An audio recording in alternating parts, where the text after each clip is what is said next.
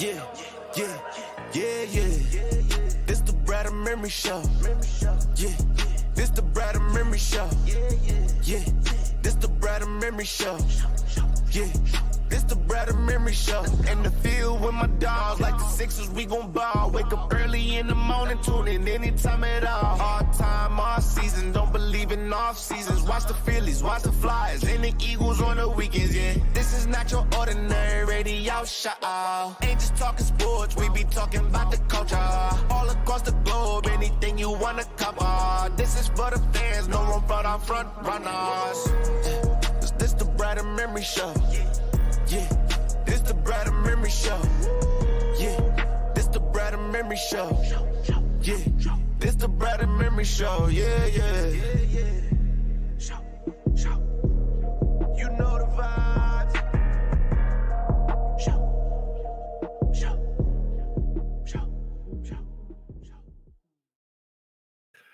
Yes, sir. You know the vibes. Brad Memory Show. Marcus Bradman's Memory. Yo.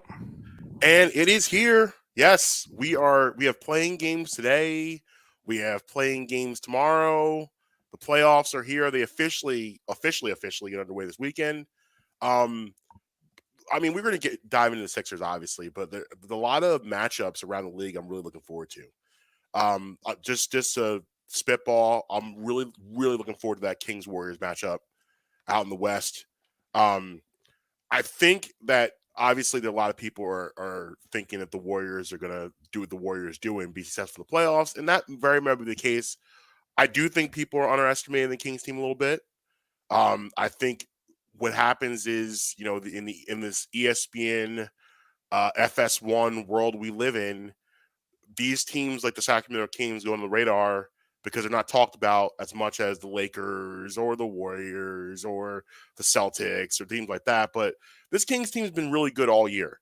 And also it's pretty cool, like just as a sports fan, take myself outside of it, is that Sacramento is one of the best basketball fan bases in the league.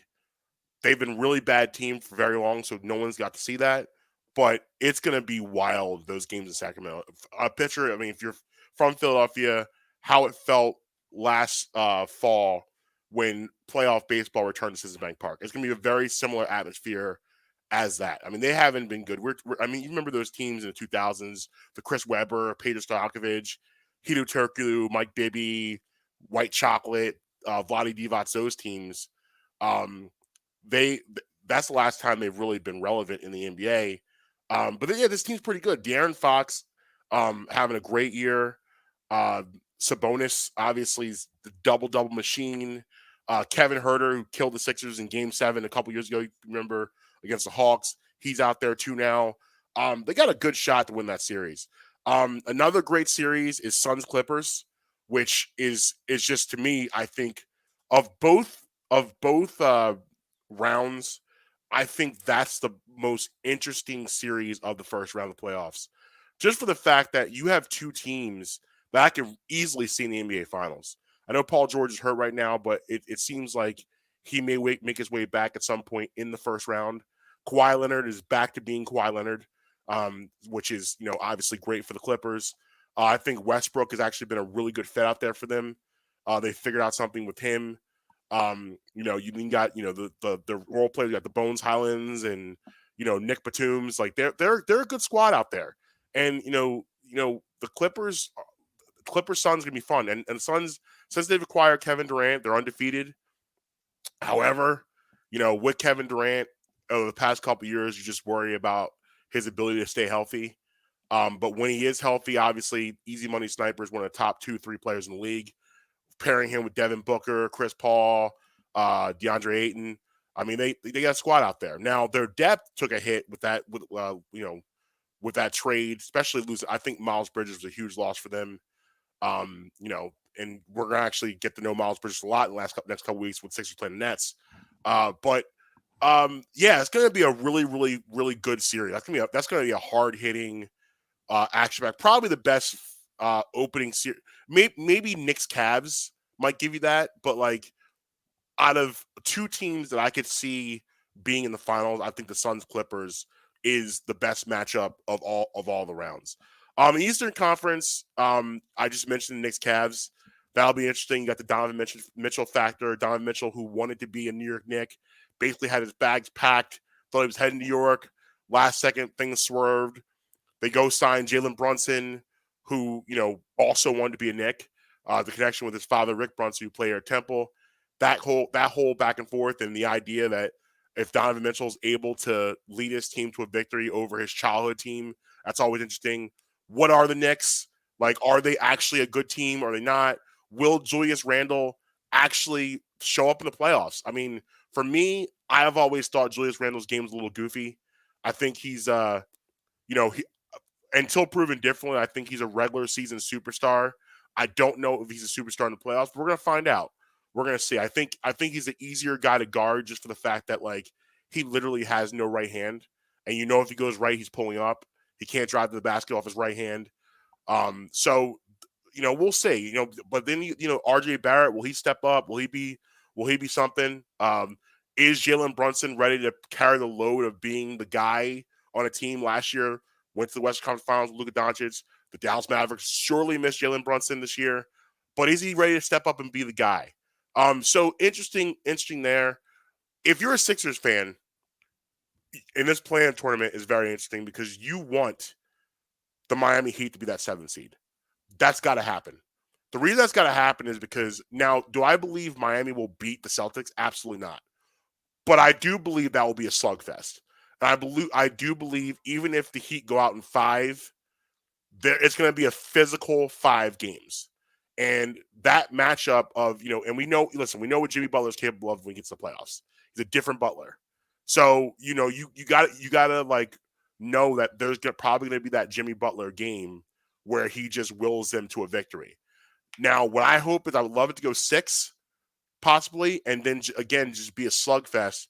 So hopefully the Sixers have an easier time with the Nets, and that you soften up Boston a little bit for that second round, that inevitable second round matchup. I'm trying to think of other series that I'm really, really interested in, but that's basically it of the series I think are going to be really important in the first round. But I'm excited to have playoff basketball back. This weekend's going to be a lot of fun. It's going to be games Saturday and Sunday all day. I'll be definitely checking out the playing games tonight and tomorrow. I think you got the Thunder Pelicans. I think tomorrow. Is it Bulls Hawks? Is it? Yeah, look it up. We got what do you got with playing games here? Tonight you have Heat and Hawks. Heat Hawks tonight. Okay. Yeah, and then you will have Bulls against the Raptors. Okay. So I like, obviously I'm rooting for the Heat in that game. And I think that's a really good matchup for the Heat, the way they play. I think they match up really well with the Hawks. Bulls Raptors really is a toss up. I don't know. Like that's one who knows what's gonna happen there in that one. The Raptors have been up and down, so the Bulls. The Bulls just can't be healthy. They can't get healthy. If Zach LaVine's not hurt, Alex Ruiz was hurt. They haven't had Lonzo Ball all year. So who knows what that's gonna produce. But yeah, that's the one. The Heat are the one you want really in the 7th seed if you're a Sixers fan. Coming to home, Sixers. They will begin Saturday 1 p.m. against the Nets. Listen, here's the deal with this Nets team. It's free basketball for them. They have literally nothing to lose. The Sixers are one of the best teams in the league. No one's given them a shot. Joel Embiid, leads the league in scoring, MVP candidate. They have nothing to lose. And I just hope that the Sixers are just coming into this like, listen, let's take care of business and get this over as early as possible. That's the mindset. Because they do, listen, you do have guys that can hurt you in that squad. Cam Thomas has gone off quite a few times in the post KD Kyrie era. You also have, on top of that, the Miles Bridges edition, who, listen, he knows he's got a chip on his shoulder from what happened a couple years ago. He thought he was going to be drafted here. His mom works for the team. He thought he was going to be a Sixer. They trade him draft night after he's here for 5 minutes to Phoenix. There's going to be some feelings there, so he's going to have some things to prove. Should this series if all things go the right way, the series should be over in no more than 5. I would like it to be over in 4, but I can tolerate 5. But I'm talking about like an easy 5. Like I don't want any physicality, any things of that nature. Jock Vaughn, listen, he's a good coach. He's gonna have those guys fired up. He's gonna have them ready to go. So teams like this, what you have to do is you have to from the gate let them know that that's not happening. Like that has to now. Like you got that first quarter, we need to be looking at a 35-19. That's what needs to be those first quarters of that game.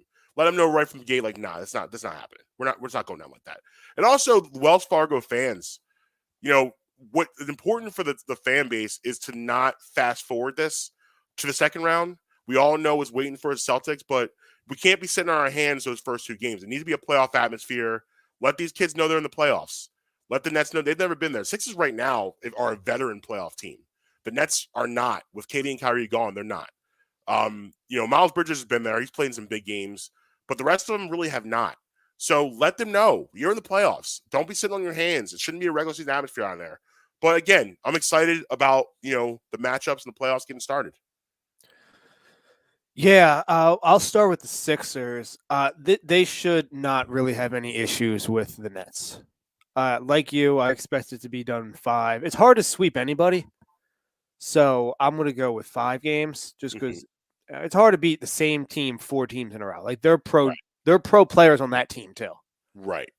But with the benches being shorter in the playoffs, I don't see the Nets hanging with the Sixers at all. I think there could be a couple games where Embiid might not be playing the fourth quarter. That's what I'm hoping. That's the dream. That. I really think that could happen because you look at it real quick. Last year, that Raptors matchup sucked for the Sixers because the Raptors played tough and physical. And look what happens in Game 6. Embiid gets elbowed in the eye, and it changes the entire course of the playoffs. You basically don't have a shot against Miami because you're walking around the center with no face. So, that's the type of stuff you want to avoid. Yeah, I don't think that there's going to be much of an issue. I don't believe. I expect Milwaukee and Boston to both run through whoever they play. And here's the thing. I don't know. I don't think I saw a lot of people putting a lot of money on the Knicks to beat the Cavaliers. I just don't see it. I just don't think the Knicks are a good team. I don't think Cleveland's not a great team. They're a decent team. I don't think the Knicks are a good team at all. They got a couple good pieces, but I don't think they're a good team. Yeah, I think the Nets. I'm sorry, the Cavs have the best 2 players in the series. Yes, I think Darius Garland and Donovan Mitchell are better than. Well, Donovan Mitchell is hands down the best player in the series. Right. I take Darius Garland over Jalen Brunson and Julius Randle right now. But listen, Jalen Brunson balled out last year in the playoffs, so maybe I'll end up eating crow on that one. But it's just for me the player that I'm looking at the most in the series is what Julius Randle is. Because we had the playoffs, a couple years ago against the Hawks, they just completely shut him down and he couldn't do anything. A lot of it had to do with his liability of that right hand, and so we'll I lean towards the Cavs too. They have home court, and I just think Donovan Mitchell is a big time. He's a big time player. Like he's a big arms, bright lights type of guy. So I think having that alone is the reason why it's like, okay, it's going down. I mean, he's going to play 40 minutes a game. Right. He'll score probably 30 points every game. Right. As far as the West goes, I think we're on a collision course of Phoenix and Golden State. And I'm not just saying this because I'm sitting on a ticket for Golden State to win. Mm-hmm. They've never lost a playoff series in which Clay, Steph, and Draymond all played in every game of the series. Yeah. As of right now, it looks like that's going to be the case. Yeah.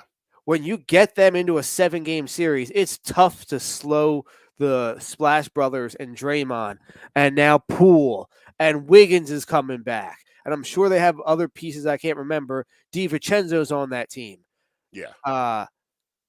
In a 7-game series, that's a problem. It doesn't matter that they're the 6th seed. And getting Wiggins back is a big deal. Yes. I can't believe. Listen, He I can't believe abused Jason Tatum last year right. in the playoffs. Yeah, in the he finals. was huge for them. I can't believe I'm saying this, but watch out for the Lakers. The Lakers have quietly had a pretty good second half. And when you got LeBron and AD, there's always a shot. And they're sitting in the 7th seed right now. And Who would they like draw? Say 7 and 8 win out west. Yeah. Who would they play? The Grizzlies, which I think is actually a pretty good matchup for them. Yeah, the Lakers will beat them. The Grizzlies are a young team. They were in the playoffs last year, but that series against the Timberwolves last year was a mess.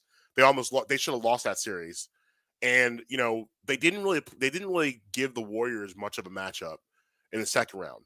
I don't know. Like listen, don't be surprised if you got the Lakers in the second round of the playoffs this year. Yeah, I agree. Don't be surprised about that. I would keep an eye on that.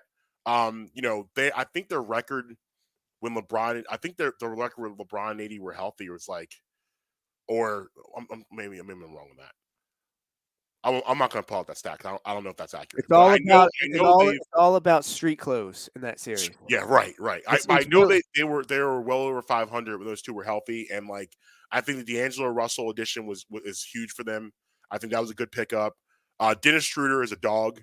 Like again, he hasn't had a lot of playoff success. We really haven't seen a lot of them, but I think that's huge. Yeah. So the Lakers are something to keep an eye on. They really are. This is kind of the NBA playoffs. Who's the 8th seed out west?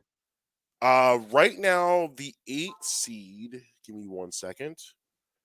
The 8th seed is the Timberwolves, who I don't even think they'll be in the playoffs when this is all said and done. I think the Thunder. I think probably the Thunder will get that 8th seed. So they play Denver, right?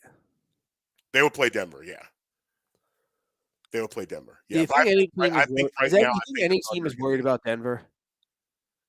No, I mean, because again, what they've been in the playoffs. I mean, there's really Joker's not conditioned to play 40 minutes. No, you saw he almost died last year against the Warriors playing at cup of pace. Listen, we'll see. Jamal Murray is fully healthy. So that obviously is a big deal. Can we talk about some teams that are not in the playoffs real quick? Yeah.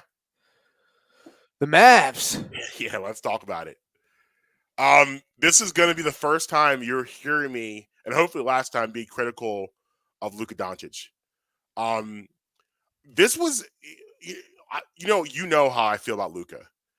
This year was not fun watching him play basketball this year. For a variety of reasons. I think Luka's become way too consumed with referees.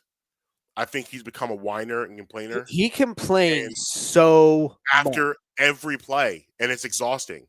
I think Luka right now may love partying a little bit more than basketball. Getting a little chubby there.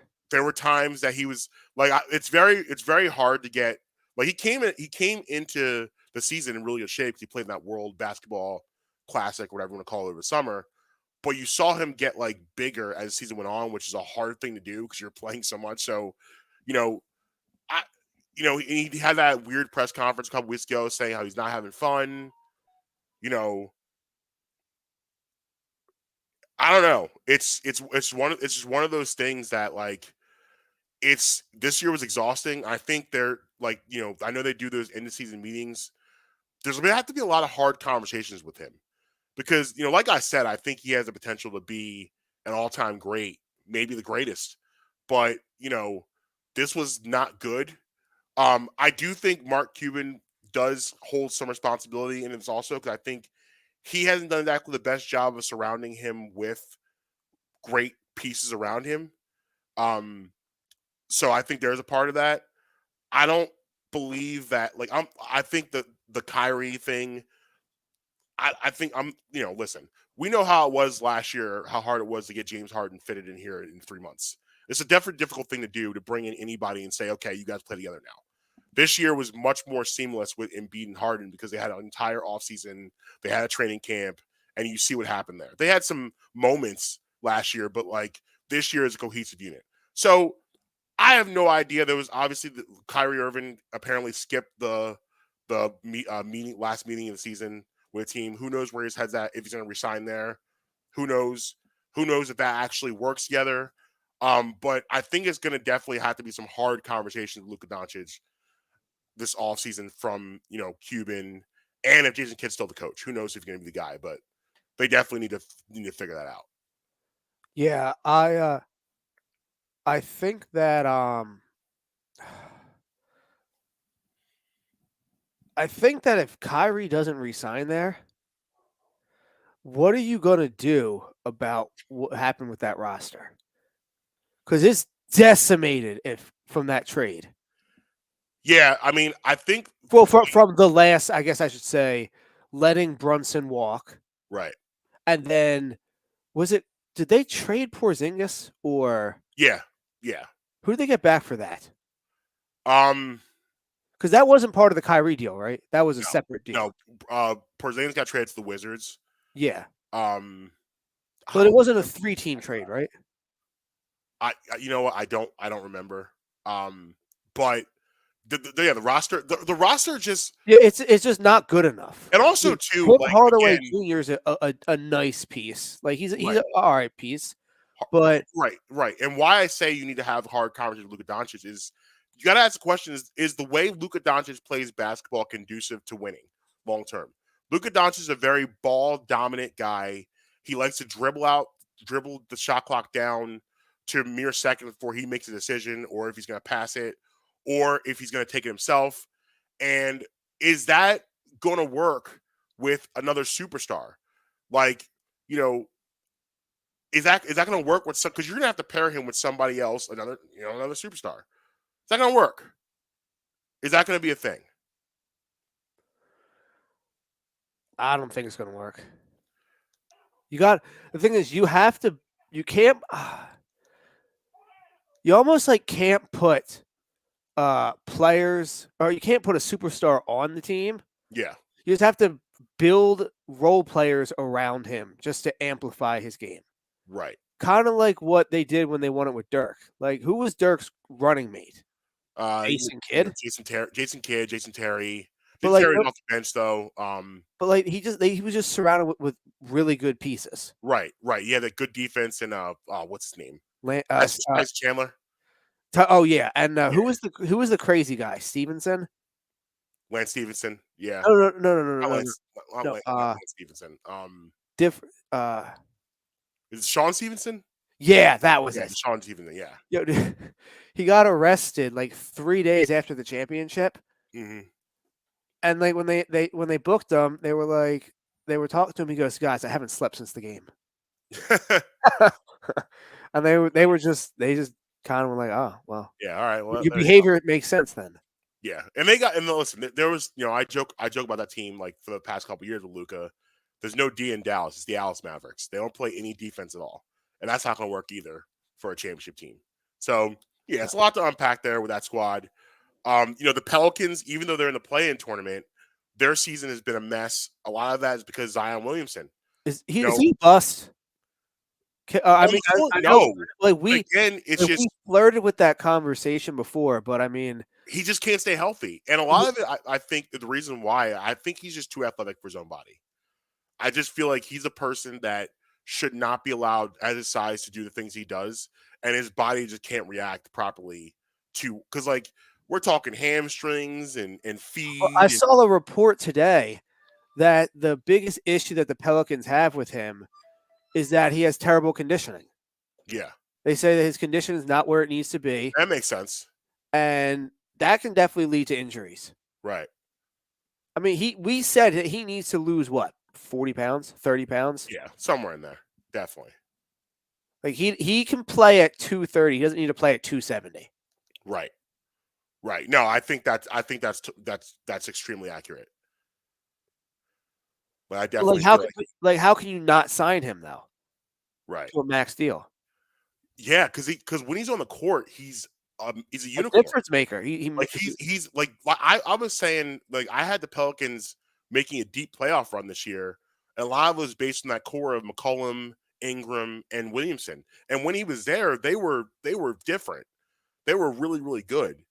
And unfortunately, it's just it's just for him.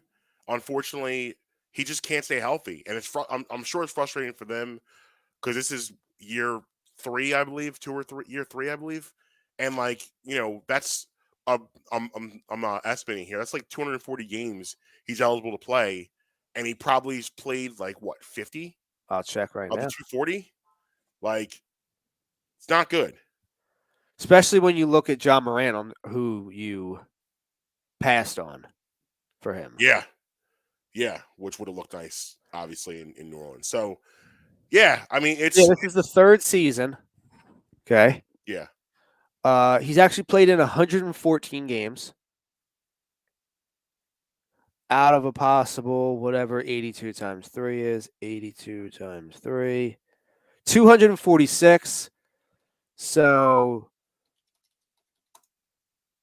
114 divided by 246. He's played in 46% of the possible games. Wow.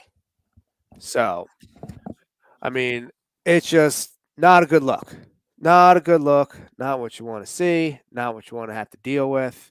But it is what it is. I don't know what they're going to do down there, especially because they have Brandon Ingram paired up with him. Would have opened up the floor. And CJ McCollum. You would have been good there. And everything would have been fine. But you didn't have that to deal with. So I don't understand how you can just give him a max deal. But they're going to have to because that's what happens in the NBA. But John Morant's already over there. I don't know what I think they're the 2 seed. I don't think he's got an MVP, but I know he's got most improved and rookie of the year. But it would have opened up the whole floor for Ingram and everything, having him underneath. Right. But yeah, it's a lot of off-season decisions. This is the time of year where you really kind of know who you are, and if you don't know who you are, you got to figure it out. And that's kind of where we're at. I mean, it's I firmly believe that other than maybe I think it's unless it's Golden State out of the West. Mm-hmm. I think whoever comes out of the East wins it. I mean, if Phoenix comes out of the West, I don't know. I mean, because that means they're healthy. Yeah, but So, I not understand. Like, how will their lack of depth affect them? Like, the lack of depth won't affect them in the first series, I don't think. Yeah. But how will that do that in series number 4 against the Celtics? Yeah, they're gonna. Well, they'll probably get. So they're if they survive the Clippers, which really a series can go either way. But if they win that series, Russell screw that up, I think, for the Clippers. they're gonna get the Nuggets. They'll beat the Nuggets. Like the Nuggets are. So that I can see them getting past them. Now you're in the Western Conference Finals against, you can have a combination of either the Warriors, the Grizzlies, the Kings, or maybe even the Lakers. I mean, like I said, I can't believe I'm saying this, but I'm actually pretty high on the Lakers going to the playoffs, which is a wild concept, but I am. I think they. I told you I'm big on Golden State. Yeah, and catching people by surprise, but we'll see. We'll see. Anything else from the world of basketball? No. So before we move on to pay some bills. Baseball talk, let's hear some thoughts from our sponsors. This show is sponsored by BetterHelp. Getting to know yourself can be a lifelong process, especially because we're always growing and changing. I am 42 years old. I have changed careers. I have a family. I am doing a lot of different things in my life, and sometimes it can be confusing navigating all of that. Therapy is all about deepening your self-awareness and understanding, because sometimes we don't know what we want or why we react the way we do until we talk through things. BetterHelp connects you with a licensed therapist who can take you on that journey of self-discovery from wherever you are. If you were thinking of starting therapy, give BetterHelp a try. It's entirely online, designed to be convenient, flexible, and suited to your schedule. Just fill out a brief questionnaire to get matched with a licensed therapist and switch therapists anytime for no additional charge. Discover your potential with BetterHelp. Visit betterhelp.com/Bremy today to get 10% off your first month. That's BetterHelp, HELP.com/Bremy. Let me also tell you about my friends Native. Native's quickly absorbing ultra sheer hydrating lightweight sunscreen formula offers broad spectrum SPF 30 protection from UVA and UVB rays. Just like you guys, I love feeling of soaking up the sun this time of year. But with all that time in the sun, I'm always worried about protecting my skin. With Native sunscreen, I can give my skin the protection it needs and soak up some much needed sun. All Native sunscreen is made with a 20% active zinc oxide formula that is dermatologist tested and suitable for sensitive skin. All Native sunscreen is made with oils derived from plants that seal in skin moisture, and it's vegan and cruelty-free. Choose from one of Native's 3 delicious but subtle scents like coconut and pineapple rosé or sweet peach and nectar for your face and body, or try Native's unscented option. I chose coconut and pineapple rosé, and it smells absolutely amazing, and you're doing something awesome for the planet. With all Native sunscreen, you can get protection from the sun that is free of chemicals, actives, oxybenzone, oxynate, and avione benzone, which makes Native sunscreen compliant with the Hawaii Act 104, which was passed in an effort to protect Hawaii's reefs. Give your skin protection it deserves with Native mineral sunscreens. Go to nativedeo.com/Bremy or use promo code Bremy at checkout to get 20% off your first order. That's nativedeo.com/Bremy or use promo code Bremy at checkout. nativedeo.com/Bremy or use promo code Bremy. I picked coconut. Coconut solid. Solid smell. Yeah. Gonna catch me smelling like coconuts at the beach. Yeah, there you go. There you go. So here we are in Phillies. Yeah, week 2 of the Phillies. Listen, up and down, but here let's be positive. Alec Boehm is ripping the cover off the baseball. 6 RBIs last night. Nick Castellanos go 3 for 5. All awesome stuff. Do I want more for the pitching? The bullpen, to be more specific, absolutely. Sir Anthony's off to a rough start. Blew the save Sunday. Really erratic all over the place. That was such an annoying game. Yeah, it was. It definitely was. You thought there were periods you thought it was over. Then it's like, how are they still in this? It was a lot. But listen, coming back and whooping on the Marlins yesterday with Sandy Alcantara on the hill and scoring 15 runs, 9 off of him, I'm okay. We'll be all right. We'll be all right. Trey Turner had 3 hits yesterday. Boehm had 3 hits yesterday. Castellanos had 3 hits today. That's what you need until Harper gets healthy. That's the formula to get things going. Is that, and this is a good baseball team. They're going to be okay. Yeah, Castellanos quite profitable so far this year. Nice. Betting on him to hit the doubles leads the all of baseball in doubles right now.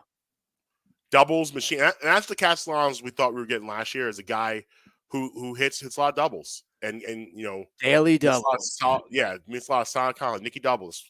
We had Nicky singles last year. Now we got Nicky doubles, hopefully. So yeah, so that's good for us. I need more from the starters too. They're not going on. Yeah. Well, if you like, think about it, what's his name? What's Walker's first Ron name? Walker. What's his first name? Juan. Yeah, we need more from him. Yeah. But really Nolan Wheeler also. I mean, yeah, really think about it.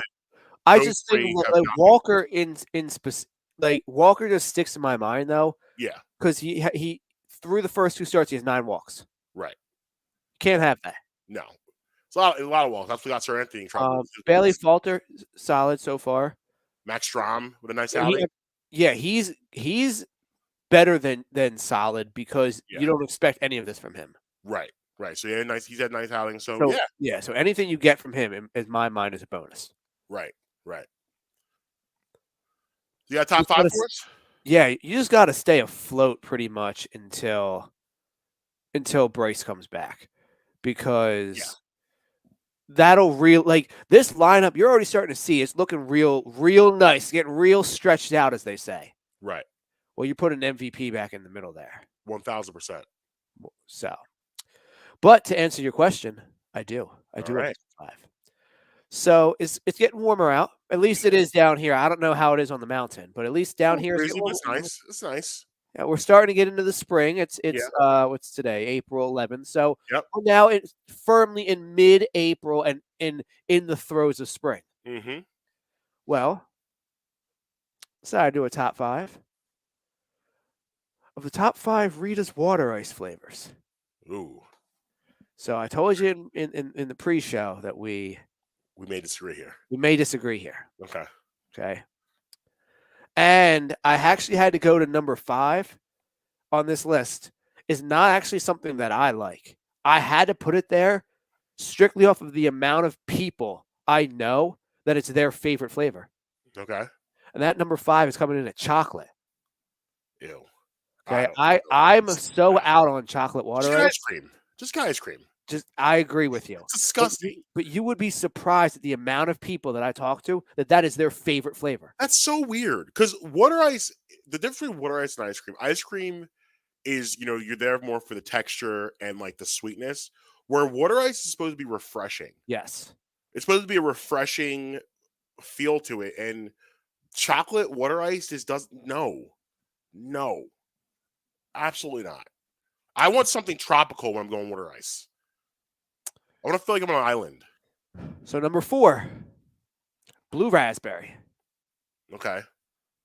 I can't say I'm familiar with the blue raspberry game. I've never ordered it. No, things like, blueberry. I'm very basic with my water ice. I don't give you too much. Okay. Blue raspberry, okay. Okay. Number 3, watermelon. Okay. I've had a watermelon, not my favorite. Because here's the thing with watermelon, I think sometimes it gets a little bitter. You got to eat it fast. You can't let it melt. If it melts, it's no good. It gets weird. Yeah. Number 2, lemon. Ugh. I hate lemon. No. I need the sour. Give me the sour. It reminds me like I'm eating Sour Patch Kids. Okay. And number 1, the goat of all water ice flavors. Mango. Yeah. Number 1. It had like undisputed. A mango water ice or a mango gelati is top tier. Well, so I can let me deviate a little bit off the top 5 because I was also torn between should I do top 5 flavors? Should I do top 5 Rita items? Ooh. So we're both in agreement with number 1. Mango is. And to be honest with you, it's like number 1, and then there's a gap, and then there's the rest of the flavors. Yeah. Well, one I'm surprised I didn't get from you was Swedish fish. Swedish fish is delicious. I don't know if I've ever had it. Oh man, it's so good. That's really good, and one that they don't have it all the time. But again, I talk about the refreshing. It's orange water ice, so it's more like a lighter mango. It's not as much. You don't get as much as the pack of the sugar, but it's just like again that refreshing feel. It's delicious. Noted. So we'll go real quick through the top 5 items from Rita's. Okay. Since I'm kind of doing it on the spot, I'm willing to accept input in this process. Okay. I think number 5, because it's hard to. They have so many different items with so many great combinations that I think at number 5, you just have to do the basic, just plain water ice. Yeah. At number 5. Like just straight up, just whatever flavor you want. The mango. Yeah, whatever you need. Okay. Number 4, vanilla custard. They do have good ice cream. I prefer the soft serve over the hard ice cream. If I'm doing ice cream out somewhere, I want the soft serve. Yes. All right. Number 3, gelato. Gelato or gelati? Which are there 2 different things? Gelato is like an Italian ice cream. Yeah, isn't that what they call it there? Gelati is the ice cream water ice mixture. That's what I meant. Yeah, okay, gelati. Yeah, gelati is fire. Have you ever had a gelati shake? No. Annie's water ice in Dolestown goes gelati shake on you. Okay. It is phenomenal item. phenomenal. Good. Nice fly shake when you're driving. Got the sunroof open, sunglasses on, listen to your tunes. Where is this at? Annie's in Doylestown. No, like where in Doylestown I meant. So if you're going into town, Which and side? do you remember where the old Pizza Hut used to be? Yeah. So on the other side of that Pizza Hut, that side street where the laundromat is and stuff, Okay. it's like right there, right before that stuff, right there, almost adjacent to the train station. Gotcha. By the way, I gotta go on a little mini rant real quick about Doylestown. Have you been to Doylestown recently? Like driving through. I haven't really stopped or anything. No, I meant like on a weekend nighttime. No, I haven't been out in Doylestown in years. It is dead. Nothing goes on there. It is completely dead. Sarah and I went out there the other day. Oh no. Useless. Completely I think it was a Friday night. Everything was closed at like 9:30. I was under the impression that Doylestown had a vibrant nightlife. They did. They did. Like, I never really went out in Doylestown, so I don't know. But I know that I know you have. Mm-hmm. Lots of times. Yeah, Doylestown of like the late 2010s run was a lot of fun. And like I was right on Main Street, like walking like the whole strip of bars by like the courthouse and all that. That's really weird. Like I got a parking spot right on Main Street. Mm-hmm. No issues whatsoever. That's strange. So number 2, the Rita's Concrete. The what? The Concrete? Are you familiar with the Concrete? No. Oh, it's like their version of the Blizzard. I didn't know about this. I didn't know they had a version of the Blizzard. It's called a Concrete. Yes. This is exciting. Yes. Are you also? I need to be involved in that Concrete. I need to see what that's about. I love a Blizzard. Oh, it's their version of the Blizzard. And number 1, the Misto. Honorable mention: the soft pretzel. Yeah. Pretzel water ice combo is a power move. It is. And also, we got to put in the Blendini. I know the Blendini. The Misto is good. I've had a couple Mistos. Yeah, Misto's the top tier. Blendini's an honorable mention. It doesn't deserve a top 5 spot. Yeah, I do love the. You gotta I got get Concrete. I guess who this is about. Yeah, I mean, listen. On Thursday, it's going to be 80-something degrees. I think you and the kids should concrete it up. Should find out about the concrete. We're pretty spoiled though, because we have right down the street. We have a place called Coolix. It's like a local mom and pop water ice spot. Oh yeah, they're giving you like this size. It can't like compete. $2. Can't compete. Like it's just insane. We have that, and we have a place down the street. Farther, there's a little bit of it's like a 5-minute drive. It's called Sunday School, where they have like 300 different flavors of ice cream, 300 different combinations for Sundays. It's insane. We're spoiled up here. Have you ever been to Weldon Ice Cream in Glenside? No. Oof. I'm not really the biggest ice cream person. Nor am I. So like if I find a spot that I like, they have Fluffernutter ice cream there. Fluffernutter ice cream. It is what you need. Okay. I'll give myself diabetes there. I don't care. All right. I'll just deal with it. Fluffernuts. All right. I'll just deal with it. Yeah, pretty solid list. I mean, lemon, that's just not for me, but that's just a taste thing. That's like, I can't be like, this. Here's the reason why we're not going to fight, because like, it's like, I'm not upset with you because you like lemon. I just don't. Plus, mango's number 1. Like it's mango number 1. I was waiting for that. As long as we got mango number 1, there's really nothing to really discuss. Mango water ice is insane. It's like when you thought I was going to take Reese peanut butter cups off the top of the ice cream pyramid, right? Or off the top of the candy pyramid, and you were worried that I was going to dethrone them. They're still there. They're perfectly up there. Right. They're fine. They're chilling. They're good to go. So the next time we'll be on is probably going into Game 3 of Sixers Nets. I just hope it's 2-0. We're in a good place. Like I don't need. Are these every other day? Stress.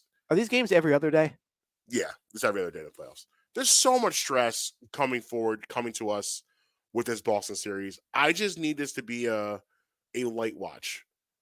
I don't want this to be any sort of stress whatsoever at all. Like the Raptors series last year, it got a little stressful. You know, the Sixers dominated game 1. Game 2 they won it, but it was a struggle. Then it started to get weird. They win game 3, they're up 3-0. You're like, all right, cool. Then it got weird. They lose 2 in a row. And you're like, what is going on? Then you do dominate game 6, but Embiid breaks his face. So you don't want anything like that. I need Embiid and Harden healthy out of this first round. I need it not to be a sweat. That's what I need. But I need it we too. will see. I need them to get out of the second round. Yeah. I mean, we all need that. It's just for me, and we'll obviously get into that and our trauma from this, but I don't know. Before we get out of here, I got to tell you about the moment I had over the weekend when I thought I was almost a Cowboys fan. Not that I thought I was going to be one, but I had a Cowboys fan mindset for a minute. Okay. So it's Saturday afternoon, if you recall. Saturday was a pretty nice day, sunny, 60s. Yep. So I'm driving home early Saturday afternoon from the gym, and I'm sitting at a red light, and this house on the corner had a flagpole. Now, I don't mean like one that comes off like a banister, like one that's like in the ground, like a giant metal flagpole. Mm-hmm. And they had a really nice, massive "Let's Go Phillies" flag hanging on it. Okay. I saw it. I was like, oh, that is awesome. Not just a generic Phillies flag. Who knows when they bought it? It looked fairly new, but there's no distinguishing factors of when they bought it, other than it's the new logo and not like an old logo. Right. Said, oh, that's cool. But if I wanted to buy a flag and hang it outside of my house, I would get myself a World Series flag from 2008 when they won. And then I sat there and I was like, oh, man, I'm buying a flag from 15 years ago. Yeah. You're hanging on to it.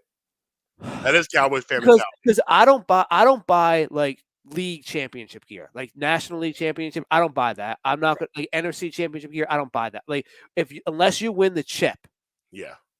Because that ring's a little gaudy for just winning the National League. I don't know. Nice ring. It's a very nice ring. Yeah. But yeah, I had that, and it hit me. I was like, I feel like a Cowboys fan. Right. Yeah. No. Yeah. I mean, well, at least you're not coming back to '96. No, I'm going back to 08. I mean, we're still in the 2000s there. So I wasn't old enough to drink in 08 though. Say again? I wasn't old enough to drink in 08. Wow. So obviously I didn't because that was illegal. I did a lot of drinking in 08. I bet you did. I bet you don't. Do you remember the parade? Yeah, I do, because I'm not going to tell a story now because it's a little long, but one of the worst experiences of my life happened the night the Phillies won the World Series. Oh, okay. Remind me to tell you that story. All right, then. The experience was ruined, but we'll get into that another time. Another story for another day. I'm Mark tweeting everywhere. At Justin Emery Show on the Bluebird app. Brad and Emery Pod everywhere. BradManshow.com for the merch. Check out our friends at Native and go see BetterHelp. And until next time, you can be with us, you can be against us. And we're going to stop us. Late.